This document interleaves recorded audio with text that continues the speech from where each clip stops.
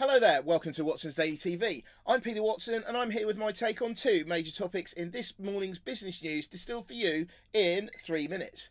This is a cut down version of my weekday newsletter, Watson's Daily, in which I usually comment on a number of companies and themes. Can I beat the buzzer? Today I'm going to talk about UK retail going into the Christmas period and car sales in China. The signs aren't great for UK retail going into the Christmas period, as John Lewis reported weak department store sales. Primark are suffering decreased footfall. Now, the latest figures from Kantar World Panel show that the overall grocery market is growing at its slowest pace since March 2017. On top of that, Tesco, Sainsbury's and Waitrose are continuing to lose market share to Aldi and Lidl. All of this gloom is having a knock-on effect in other areas as figures from CBRE show that shops, shopping centres and retail parks saw their biggest monthly fall in retail estate value since May 2009, with the exception of the month immediately following the referendum.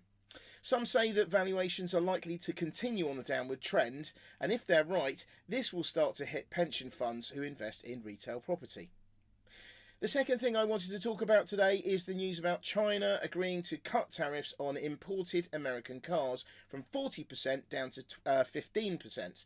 The shares of car makers such as General Motors, Ford, VW, Daimler and BMW all rose on the news, but the fact is that this can change pretty quickly if overall trade negotiations go sour. Although there's still a reasonable amount of time before the truce deadline of March the 1st, things seem to be winding down going into Christmas, and then there's Chinese New Year to contend with in February, so the window of opportunity is actually narrower than you'd think.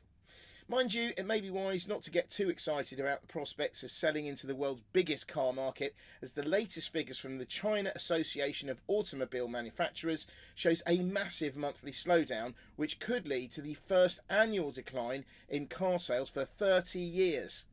A lot of this is due to the government removing subsidies on vehicle purchases this year, but there's also an increasing element of consumers getting more cautious as China's economy appears to be slowing down, which makes people less inclined to spend on big ticket items such as cars.